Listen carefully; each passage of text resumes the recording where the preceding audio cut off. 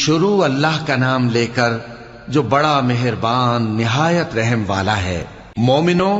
اگر تم میری راہ میں لڑنے اور میری خوشنودی طلب کرنے کے لیے مکے سے نکلے ہو تو میرے اور اپنے دشمنوں کو دوست نہ بناؤ۔ تم تو ان کو دوستی کے پیغام بھیجتے ہو اور وہ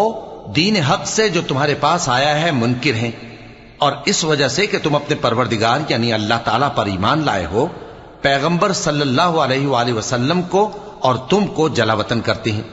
تم ان کی طرف پوشیدہ پوشیدہ دوستی کے پیغام بھیجتے ہو،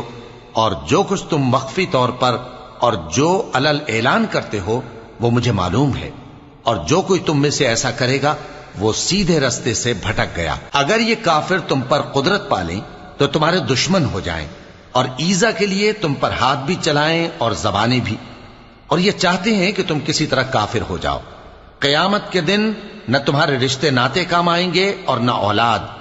اس روز وہی تم میں فیصلہ کرے گا، اور جو کچھ تم کرتے ہو اللہ اس کو دیکھتا ہے۔ مسلمانوں، تمہیں ابراہیم اور ان کے رفقا کی نیک سیرت کو اپنانا ضروری ہے۔ جب انہوں نے اپنی قوم کے لوگوں سے کہا کہ ہم تم سے اور ان بتوں سے جن کو تم اللہ کے سوا پوجتے ہو بے تعلق ہیں، ہم تمہارے معبودوں کے کبھی قائل نہیں ہو سکتے، اور جب تک تم ایک اللہ پر ایمان نہ لاؤ ہم میں تم میں ہمیشہ کھلم کھلا عداوت اور دشمنی رہے گی۔ ہاں، ابراہیم نے اپنے باپ سے یہ ضرور کہا تھا کہ میں آپ کے لیے مغفرت مانگوں گا، اور میں اللہ کے سامنے آپ کے بارے میں کسی چیز کا کچھ اختیار نہیں رکھتا۔ اے ہمارے پروردگار، تجھی پر ہمارا بھروسہ ہے اور تیری ہی طرف ہم رجوع کرتے ہیں، اور تیرے ہی حضور میں ہمیں لوٹ کر آنا ہے۔ اے ہمارے پروردگار، ہم کو کافروں کے ذریعے فتنے میں نہ ڈالنا، اور اے ہمارے پروردگار ہمیں معاف فرما،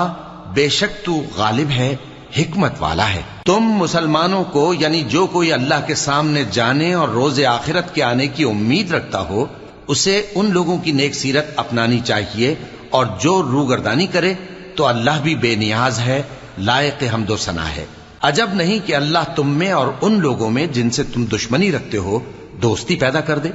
اور اللہ قادر ہے اور اللہ بخشنے والا ہے، مہربان ہے۔ جن لوگوں نے تم سے دین کے بارے میں جنگ نہیں کی اور نہ تم کو تمہارے گھروں سے نکالا، ان کے ساتھ بھلائی اور انصاف کا سلوک کرنے سے اللہ تم کو منع نہیں کرتا۔ اللہ تو انصاف کرنے والوں کو دوست رکھتا ہے۔ اللہ انہی لوگوں کے ساتھ تم کو دوستی کرنے سے منع کرتا ہے جنہوں نے تم سے دین کے بارے میں لڑائی کی اور تم کو تمہارے گھروں سے نکالا اور تمہارے نکالنے میں اوروں کی مدد کی، تو جو لوگ ایسوں سے دوستی کریں گے وہی ظالم ہیں۔ مومنوں، جب تمہارے پاس مومن عورتیں وطن چھوڑ کر آئیں تو ان کی آزمائش کر لو، اور اللہ تو ان کے ایمان کو خوب جانتا ہے۔ سو اگر تم کو معلوم ہو کہ وہ مومن ہیں تو ان کو کفار کے پاس واپس نہ بھیجو کہ نہ یہ ان کو حلال ہیں اور نہ وہ ان کو حلال ہیں، اور جو کچھ انہوں نے ان پر خرچ کیا ہو وہ ان کو دے دو،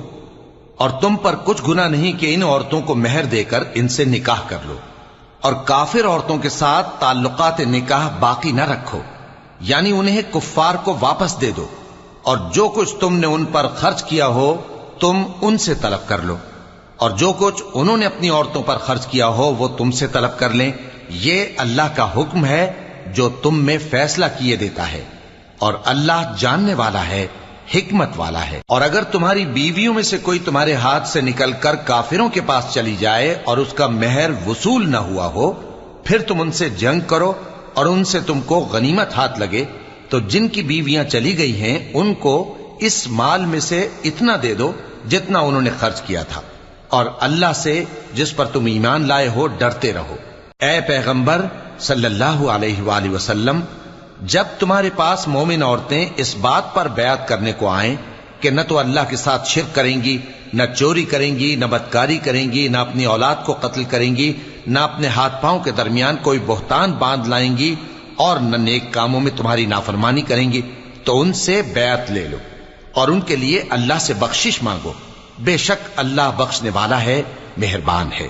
مومنوں، ان لوگوں سے جن پر اللہ غصے ہوا ہے دوستی نہ کرو، کیونکہ جس طرح کافروں کو مردوں کے جی اٹھنے کی امید نہیں، اسی طرح ان لوگوں کو بھی آخرت کے آنے کی امید نہیں۔